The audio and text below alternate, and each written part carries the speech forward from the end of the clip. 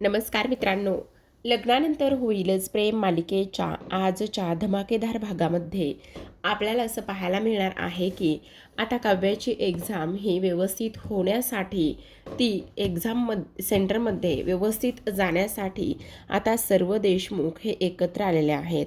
एवढंच नाही तर इकडे मात्र आता ह्या सायको आर्याने खूप मोठा कांड केला आहे आणि तिने जे सोनोग्राफीचे रिपोर्ट्स आहेत ते सोनोग्राफीचे रिपोर्ट्स सरळ सरळ इथे विक्रम समोर धरलेले आहेत. हेच आपल्याला या आजच्या भागामध्ये पाहायचे, त्यामुळे हा व्हिडिओ खूप इंटरेस्टिंग आहे, शेवटपर्यंत नक्कीच पहा. तर आता मालिकेच्या सुरुवातीला काव्याला खरं तर ना इथे तिच्या बहिणीशी, तिच्या ताईशी बोलायला जायचं असतं आणि त्यामुळे इकडे ना ती आता तिच्या खोलीकडे जाते. पण तेवढ्यातच आता पाठीमागे येते आणि आडगळीच्या खोलीकडे निघालेले असते. जेव्हा आडगळीच्या खोलीकडे येते त्यावेळेला मात्र इथे आता अंगाई गात असतानाची एक काव्या तिथे बसलेली असते आणि त्यावेळेला ती म्हणत असते, तू इथे काय करतेस? तेव्हा मात्र इथे आता लगेचच अंगाई गात असताना आता ती म्हणत असते की तुला ह्या सगळ्या गोष्टींचा अर्थ आणि ह्या सगळ्या गोष्टी समजल्याच नाही का? म्हणजे म्हणजे मला नाही समजलं. अगं, जेव्हा काव्याने ह्या पाळण्यामध्ये एकच बाळ ठेवलं होतं आणि त्यावेळेला त्याने स्पष्टपणे सांगितलं होतं, तेव्हा मात्र काव्या म्हणू लागते, हो, तू अगदी बरोबर बोलतेस. त्यावेळेला काव्या इथे जीवाने मला सांगितलं होतं की ह्या पाळण्यामध्ये एकच बाळ खेळलं तर आणि एकच बाळ झोपलं तर. आज मात्र जीवाच्या त्या सगळ्या बोलण्याचा अर्थ मला इथे उलगडू लागलेला आहे, असं काव्या म्हणत असते. एवढंच नाही तर नंदिनी ताईने तिच्या हातातला काळा धागा माझ्या हातात बांधून सुद्धा बऱ्याच काही गोष्टी तिने इथे केल्या होत्या, हे सुद्धा मला आता इकडे समजलं आहे. आता हे सर्व काही समजल्यानंतर दुसरीकडे आपण पाहतो इथे काव्याला नंदिनीने केलेल्या त्या सर्व गोष्टी आठवू लागलेल्या असतात आणि त्यामुळे ती अजूनच इमोशनल होऊ लागलेली असते. आता इकडे दोघी जणी समोरासमोर उभ्या असतात. मग काव्या म्हणत असते, खरं तर सत्य माझ्यासमोर होतं. प्रत्येक वेळी मला ते दोघेही जण प्रत्येक गोष्टीची, त्यांच्या आयुष्यात असलेल्या दुःखाची जाणीव करून देत होते. पण मी मात्र माझ्या सुखामध्ये एवढे हरवून गेले होते की मला नेमकं सत्य काय, असत्य काय, त्याचबरोबर सुख काय आणि दुःख काय, ह्या गोष्टीची अजिबातच जाणीवच नव्हती. माझ्या ताईनं माझ्यासाठी एवढं सगळं काही केलं, पण मला मात्र त्या कोणत्याही गोष्टीची जाणीव नव्हती आणि मी एवढी स्वार्थी बनले की ह्या स्वार्थामुळे आज मात्र इथे माझ्या नंदिनी ताईचं बाळ जे आहे, ते बाळ इथे आता तिच्यासोबत नाही राहिलं. तेव्हा मात्र इथे पुन्हा काव्या म्हणत असते, पण आर्याच्या पोटामध्ये बाळ आहे, ते बाळ इथे नंदिनी आणि जीवाचंच आहे ना. अगं, ते सगळं काही ठीक आहे, पण तुझ्या एक गोष्ट लक्षात येते का? अगं, का ना नंदिनी इथे आई होण्याचं फिलिंग समजू शकते, ना आणखी काही समजू शकते. मला एक गोष्ट सांग, ती ह्या वेदना, ह्या कळा इथे सहन करणार आहे का? नाही करू शकत आहे. आणि त्याचबरोबर जरी तिच्या आयुष्यामध्ये बाळ आलं तरीसुद्धा जो आनंद इथे हवा आहे, तो आनंद इथे मिळू शकतो का? नाही मिळणार आहे. ह्या सगळ्या गोष्टी होऊ शकतात का तिच्या आयुष्यामध्ये? नाही होऊ शकत आहे. मग काव्या रडायला लागते. काव्या म्हणत असते, नाही, हे सगळं फक्त आणि फक्त इथे माझ्यामुळे होतंय. ह्या सगळ्या गोष्टींना फक्त आणि फक्त इथे मी जबाबदार आहे, असं इकडे ती बोलते आणि रडायला लागलेली असते. मग आता रडत असताना इथे आपण पाहतो की ती म्हणत असते, ह्या सगळ्या गोष्टी खरं तर तुझ्यामुळे होत आहेत. मग तुझ्यामुळे नंदिनीच्या आयुष्यात जे काही सुख आहे ते आलेलं नाही, ही गोष्ट मात्र तू नीट ध्यानात ठेवायची, असं सुद्धा आता इकडे ती बोलत असते. दुसरीकडे आपण पाहतो आता देशमुखांच्या घरची सकाळ जी आहे ना, ती फार सुंदर नसते. कारण आज इथे विक्रम हे सकाळी सकाळीच न्यूज लावून बसलेले असतात. जेव्हा ते न्यूज लावून बसतात त्यावेळेला मात्र इकडे आता मानिनी येत असते आणि मानिनी म्हणत असते, बाप रे, आज शहरामध्ये पाऊस मात्र खूपच दिसतोय. आज तर काव्याची एक्झाम आहे, मग सगळं कसं व्यवस्थित व्हायला हवंय ना. आणि कोणतंही संकट आणि कोणतीही गोष्ट इथे व्हायला नकोय ना, असं सुद्धा आता इकडे ती बोलत असते. आता इकडे विक्रम म्हणत असतात, हो मानिनी, कारण मला सुद्धा फारच भीती वाटते. कारण न्यूजमध्ये तर आज सगळीकडे फक्त आणि फक्त इथे पाऊस आणि त्याचबरोबर पाऊसच दाखवत आहेत. काय व्हायचंय आणि काय करायचंय ना, ते मात्र अजिबातच मला समजत नाही मानिनी, असं सुद्धा आता इकडे ते बोलतात. बरं, तुम्ही न्यूज बघा, मी तुमच्यासाठी गरमागरम इथे चहा घेऊन येते, असं म्हणून चहा आणायला जाताच इथे समोर मात्र जीवा आणि नंदिनी ऑलरेडी किचनमध्ये असतात. ते गरमागरम विक्रमला आवडता तसा चहा बनवलेला असतो. मानिनीला त्या दोघांचं फार कौतुक वाटतं. काव्या नंदिनी म्हणत असते, आई हे बघा, बाबांसाठी मस्त गरमागरम चहा बनवलाय. 1 चमचा साखर आणि आलं घालून चहा बनवलेला आहे. त्याचबरोबर काव्याला सुद्धा मी इथे छान मऊ लुसलुशीत पोहे सुद्धा बनवून ठेवलेत. तिची एक खूप सवय आहे, जेव्हा ती एक्झाम पेपरला जाणार ना, तेव्हा मात्र ती पोहेच खाणार आणि मग एक्झामला जाणार. जीवा म्हणत असतो, मी तिच्यासाठी दही साखर सुद्धा काढून ठेवला आहे. तेव्हा मात्र मानिनी म्हणत असते, तुम्हा दोघांचं सुद्धा फार कौतुक करावं तेवढं कमीच आहे. मग नंदिनी म्हणत असते, आई हे बघा, आता कालचं जे काही झालेलं आहे ना, त्या गोष्टी मला अजिबातच आठवायच्या नाही आहेत. आई, खरं तर मला ना तुमच्यासोबत खूप काही बोलायचं आहे, पण आत्ता नाही. काव्याची एक्झाम झाली ना, तर मग मी तुमच्यासोबत खूप काही बोलणार आहे, असं सुद्धा आता इकडे ती बोलत असते. मग आता हे सर्व काही बोलल्यानंतर इथे मात्र जीवा म्हणत असतो, हो चकाचक बाई. मग मानिनी म्हणत असते, मी काय म्हणते, जर हा चहा इथे तू बनवला आहेस ना, तर तूच हा जो चहा आहे ना, तो चहा विक्रमला देऊन ये बरं. नंदिनी म्हणत असते, आई पण मी, हो ग, जा, काही हरकत नाही आहे. कारण इथे सकाळपासनं ते कोणाशी काही बोलले नाही आहेत. काहीही त्यांच्या तोंडातून शब्दसुद्धा निघाला नाही. कमीत कमी हा चहा घेऊन गेलास तर बरं होईल. तेव्हा जीवा म्हणत असतो, चकाचक बाई, तू मस्त बाबांसाठी चहा घे, मी मस्त ओट्सचे बिस्किट त्यांच्यासाठी घेतो. आता नंदिनी म्हणत असते, हो, आज काव्याची एक्झाम आहे. काव्याची एकदा का एक्झाम पार पडली की मग सगळं कसं व्यवस्थित होणार आहे, असं नंदिनी म्हणत असते. आणि तेव्हा मानिनी म्हणत असते, हो गं बाई, कारण बाहेर ना खूप जास्त पाऊस आहे. ह्या पावसामध्ये इथे काही विघ्न यायला नको. तेव्हा नंदिनी म्हणत असते, आई काही होणार नाही. अहो, काव्या एकटी आहे का? अख्खे देशमुख तिच्यासोबत आहेत.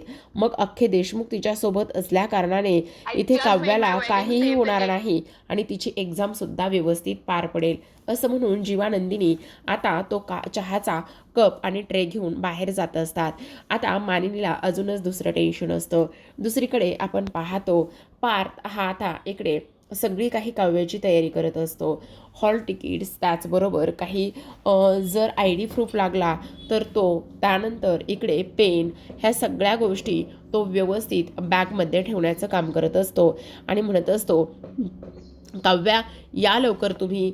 हे बघा, तुम्ही आलात ना, तर मग पटापट आपल्याला ना इथे हे सगळं व्यवस्थित करता येईल. तुम्ही या बरं पटकन, म्हणजे उशीर व्हायला नको.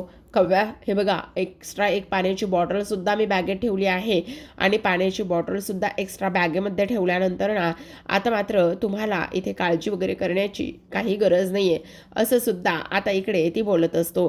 त्यावेळेला मात्र, काव्या, खूप उशीर लागतोय तुम्हाला, काय झालेलं आहे, कधी येताय कधी तुम्ही, असं म्हणूनच तो आता काव्याला आवाज देऊ लागलेला असतो.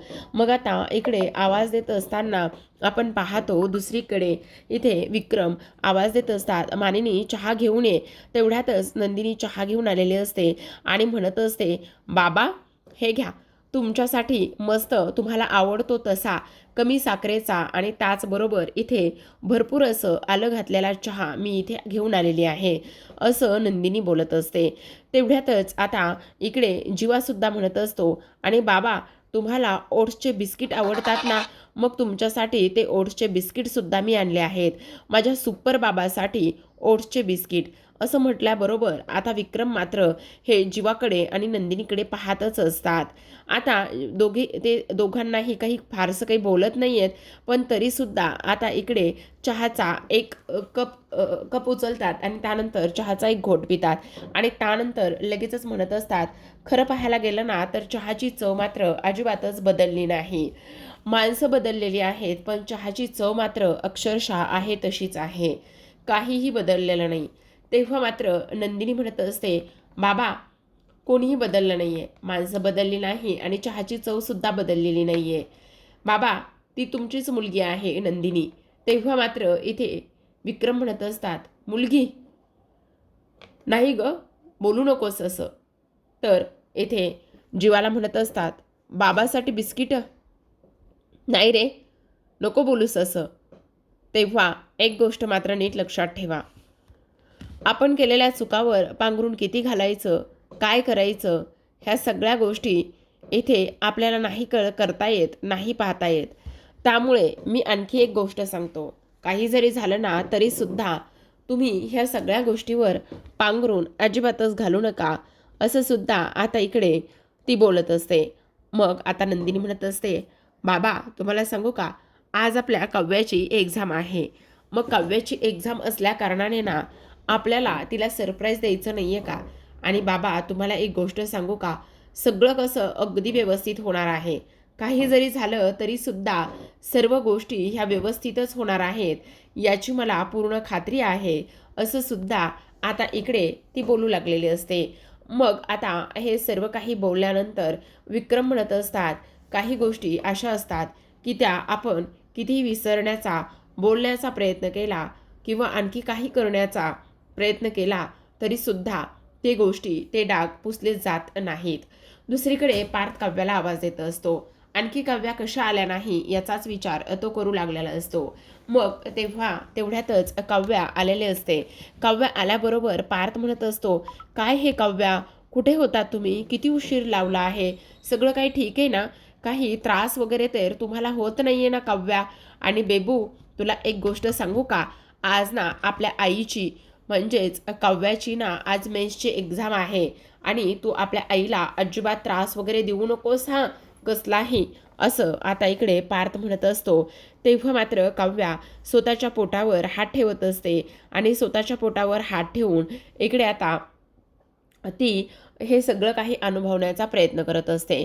मग पार्थ म्हणत असतो, काव्या हे बघा, मी सगळं काही व्यवस्थित केलं आहे तुमच्यासाठी, सगळ्या गोष्टी केल्यात, बॅगेमध्ये सगळं काही ठेवलंय, तुम्हाला काळजी वगैरे करण्याची काहीही गरज नाही आहे, असं आता इकडे तो बोलून दाखवत असतो. आता इकडे काव्या मात्र ते पाऊच हातामध्ये घेते आणि पाऊच हातामध्ये घेऊन त्यामध्ये जे काही हॉल तिकीट आहे ते हॉल तिकीट लगेचच आता काव्या फाडून टाकण्याचं काम करत असते. जेव्हा काव्या ते हॉल तिकीट घेऊन फाडून टाकण्याचं काम करते त्यावेळेला मात्र इकडे आता पार्थला धक्काच बसतो. काव्या म्हणत असते, देशमुख मला एक्झाम द्यायची नाही आहे. त्यावर पार्थ म्हणत असतो, काय काय म्हणालात काव्या, तुम्हाला एक्झाम द्यायची नाही आहे? हो, नाही द्यायची मला एक्झाम, नाही जाणार आहे मी परीक्षा सेंटरवर. कसं जाऊ मी सांगा ना, कारण मला हे सगळं अजिबात सहन होणार नाही आहे. आणि त्याहूनही सगळ्यात महत्त्वाची गोष्ट म्हणजे इथे हे सगळं असं होतंय ना की मला समजत नाही आहे, मला काहीही इथे एक्झाम वगैरे देण्यासाठी काहीही जमणार नाही आहे देशमुख, मला नाही सहन होतं आहे हे सगळं, असं आता इकडे ती बोलत असते. मग तेव्हा पार्थ म्हणत असतो, काय चाललंय काय तुमचं काव्या, हे बघा असलं काहीही करू नका प्लीज, तुम्ही एक्झाम देणार आहात आणि द्यायची आहे समजलं. दुसरीकडे आपण पाहतो आता इकडे मात्र ही वसू आणि रम्या खोलीमध्ये असतात. तेवढ्यातच वसू रम्याला म्हणत असते, काय गं रम्या, काय झालेलं आहे, एवढी कशी भिजली आहेस, पावसात खेळून आली आहेस का, आज तर प्रचंड पाऊस येतोय बाहेर. तेव्हा रम्या म्हणत असते, अगं आई त्याचं काय आहे तुला सांगू का, हॉलची मोठी खिडकी ना जस्ट उघडली आणि डोकून बाहेर बघितलं आणि जेव्हा बघितलं ना तेव्हा मात्र इथे बाहेरचं पाणी माझ्या अंगावरती थोडंसं आलं, बस एवढंच. अच्छा असं आहे का, पण खूपच वादळ आहे आणि खूप पाऊस आहे, रात्रभर पाऊस पडतोय आज, मला तर इथे खूपच काळजी वाटते, मला तर टेन्शनच येतं आहे. ती जी काही काव्या आहे ना, ती काव्या तिची एक्झाम कशी देईल आणि काय करेल ना, ह्या सगळ्या गोष्टींची ना मला जरा भीतीच वाटते बाई, असं सुद्धा आता इथे ती बोलत असते. त्यावर इथे रम्या म्हणत असते, आई तुला सांगू का, घरातलं जे काही वातावरण आहे ना ते आणखी इकडे शांत झालेलं नाही आहे. म्हणजे अगं तुला सांगते, जे काही घरामध्ये काल झालेला ड्रामा आहे ना, तो ड्रामा अजून तरी तसाच सुरू आहे, तुला सांगतोय. कारण इकडे आता मामा जे आहेत ना, ते मामा नंदिनीला टोमणे मारत होते चहा घेताना. काय सांगतेस काय, हो, त्यामुळे खूपच मोठा धमाका आहे. आई हे बघ, हे 2 बोटं आहेत, यातलं एक बोट पकड ना. रम्या, काय ग हा बालिशपणा? अजूनही तेच करायला तू सांगतेस का? पकड ग प्लीज, तू एक बोट तर पकडून बघ ना. असं म्हणून आता एक बोट ती तिला पकडायला लावत असते. जेव्हा एक एक बोट पकडायला लावते तेव्हा वसू आता बोट पकडते आणि तेव्हा रम्या म्हणत असते, अरे वा वा वा आई, तू भारी बोट पकडलेला आहेस, असं म्हणून ती हसायला लागलेली असते. दुसरीकडे काव्या रडत असते. पार्थ म्हणत असतो, हे बघा काव्या, असलं काहीही तुम्ही करणार नाही आहात. अहो, ह्या एक्झामसाठी एवढी सगळी काही तयारी केली, एवढ्या सगळ्या काही गोष्टी केल्यात आणि तुम्ही आज चक्क इथे नाही म्हणत आहात एक्झामसाठी.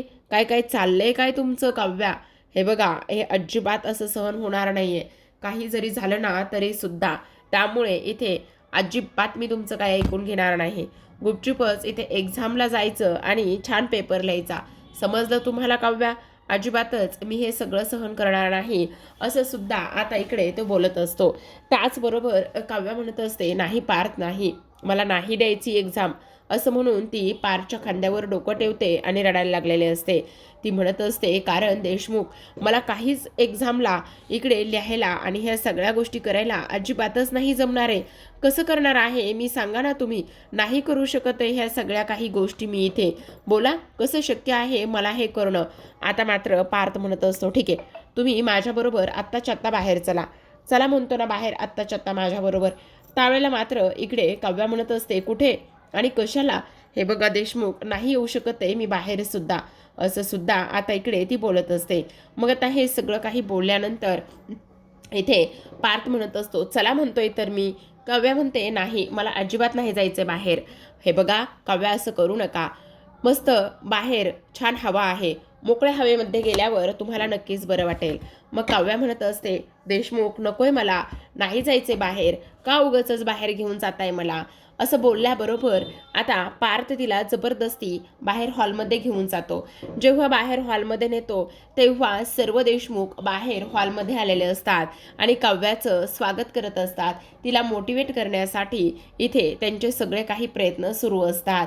आता इकडे नंदिनीच्या हातामध्ये दही साखरेची वाटी असते, तर सर्वांच्या हातामध्ये कुणाच्या औक्षणाचं ताट असतं, कुणाच्या हातामध्ये बलून असतो, तर कुणाच्या हातामध्ये काव्या इकडे आता तिला मोटिवेट करण्यासाठी काही एका पेजवरती लिहिलेलं असतं. मग आता काव्या नंदिनीकडे पाहतच असते. तिला हे सगळं काही पाहून फार जास्त धक्का बसलेला असतो. काव्या आता म्हणत असते, ताई प्लीज, मला नाही जायचं एक्झामला. नंदिनी म्हणत असते, हे कोणी सांगितलं की तुला एक्झामला जायचं नाहीये म्हणून? तू एक्झामला जाणार आणि छान एक्झामसुद्धा देणार, त्याचबरोबर छान मार्क्सने पाससुद्धा होणार, कळलं? अजिबात उमेद सोडायची नाही हां, कळलं का तुला? असं म्हणत असते. काहीही बोलू नकोस, तुझा फोकस ढळू देऊ नकोस, उमेदीच्या आणि अपेक्षांच्या पाकळ्या अजिबात गळू देऊ नकोस. सर कर सारे गड, सर कर साडे गड हरू नकोस, उमेद ढळू देऊ नकोस आणि हे सगळं काही मैदान तुझंच आहे, असं जीवा म्हणतो. मानिनी म्हणत असते, लढाई सोपी नाही तुझी, लढाई सोपी नाही तुझी, एक आतली तर एक बाहेरची. एक स्वप्न डोळ्यात, एक स्वप्न पोटात, एक स्वप्न डोळ्यात, एक स्वप्न पोटात, तर परीक्षा आहे ISIची. तू चीड, तू लढ, तू झगड, साचू नको डबक्यात, तू वहा नदीसारखी. तेव्हा विक्रम म्हणत असतात, तुला सांगू का, हे बघ, कॉलर टाईट कर आणि झगड. आयुष्याने दिला आहे तुला एक सेकंड चान्स. अभिमानाने झगड, लढ आणि ही ISची एक्झाम तू पार कर.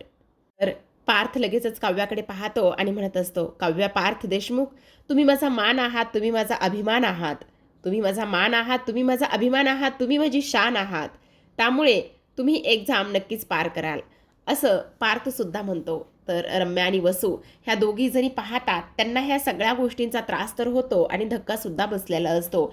मग मानिनी पुढे येते, काव्याला गंध लावत असते, औक्षण करत असते, त्याचबरोबर तिच्या हातावरती दही साखरसुद्धा देत असते आणि तिला ह्या परीक्षेसाठी शुभेच्छासुद्धा देत असते. मग विक्रमसुद्धा पुढे येतात आणि विक्रमसुद्धा काव्यावर भरभरून माया करत असतात आणि तिलासुद्धा शुभेच्छा देत असतात. माझी आई माझी आई असा एक बलून लिहिलेला असतो आणि सॉलिड आहे असं सुद्धा त्या बलूनवरती लिहिलेलं असतं आणि तो माझी आई सॉलिड आहे असा बलून त्यांनी काव्याच्या हातामध्ये दिलेला असतो आणि म्हणत असतात, तुला आता हारायचं नाही तर लढायचं आहे, नुसतं लढायचं नाही तर तुला जिंकायचं आहे, असं म्हणून काव्याला सगळ्या देशमुखांनी एकत्र येऊन खूप जास्त मोटिवेट केलेलं असतं आणि तिला एक्झामसाठी पाठवण्यात आलेलं असतं. मग आता शेवटी काव्या म्हणत असते, पण मी एक्झामला कशी जाणार, कारण मी तर माझं हॉल तिकीट फाडून टाकलंय. तेव्हा सगळेजण धक्का लागल्यासारखंच पाहतात. मग आता नंदिनी म्हणत असते, काय हॉल तिकीट फाडलंस? पार्थ म्हणत असतो, हो तेच तर, जस्ट त्यांनी आत्ताच हॉल तिकीट फाडलंय. असं म्हटल्याबरोबर सगळ्यांना धक्काच बसतो. तर प्रेक्षकांनो, आजच्या भागामध्ये एवढंच. उद्याचा भाग पाहायचा असेल तर नक्की चॅनलला सबस्क्राईब करा आणि उद्याच्या भागाला खूप जास्त इंटरेस्टिंग असा होणार आहे. कारण ही जी आर्या आहे ना, ती आर्या विक्रमकडे गेली आणि विक्रमकडे जाऊन इथे त्यांच्यासमोर एक फाईल पकडली. मग तेव्हा मात्र इथे विक्रम म्हणत असतात, हे सगळं काही काय आहे, ही कसली फाईल आहे? त्यावेळेला आर्या म्हणत असते, ही जी काही फाईल आहे ना, ती तुमच्या जीवा आणि नंदिनीचं जे बाळ माझ्या पोटात वाढतंय ना, त्याचे रिपोर्ट्स आहेत आणि त्याची ही फाईल आहे, असं आर्या विक्रमला सांगते. आणि विक्रमला ह्या सर्व गोष्टी समजल्याबरोबर विक्रमला आता धक्काच बसतो की ही आर्या इथे आली आहे आणि मला फाईल दाखवते. दुसरीकडे आपण पाहतो आता मात्र इकडे काव्याला सोडवण्यासाठी भर पावसामध्ये जीवा, नंदिनी, त्याचबरोबर पार्थ हे सगळेजण पोहोचलेले असतात आणि सांगत असतात, हे बघ, आता ही मेन्सची एक्झाम तुला पार करायची आहे, हार मानायची नाही, लढायचं आहे, असं म्हणून तिला ते एक्झाम सेंटरवर सोडवायला आलेले असतात. आणि इकडे मात्र काव्या ही पार्थकडे पाहतच असते. दुसरीकडे प्रेक्षकांनो, आता मात्र इकडे या रम्या आणि वसू म्हणत असतात, काही जरी झालं तरी सुद्धा काव्याने तिची एक्झाम देता कामा नये. आणि त्याचबरोबर आता मात्र एक गोष्ट नक्कीच होणार आहे, आई, तुझे बोट पकडलंस ना, त्या बोटावरून तर हे स्पष्टपणे समजतंय की काव्या तिची मेन्सची एक्झाम देणार नाही, असं आता इकडे रम्या आणि वसूचं बोलणं सुरू असतं. तर प्रेक्षकांनो, अशाच नवनवीन मालिकांच्या अपडेट्स आणि रिव्ह्यू जाणून घ्यायचे असतील, पाहायचे असतील तर नक्की चॅनलला सबस्क्राईब करा आणि पाहत राहा लग्नानंतर होईलच प्रेम. भेटूया उद्याच्या भागामध्ये. तोपर्यंत धन्यवाद.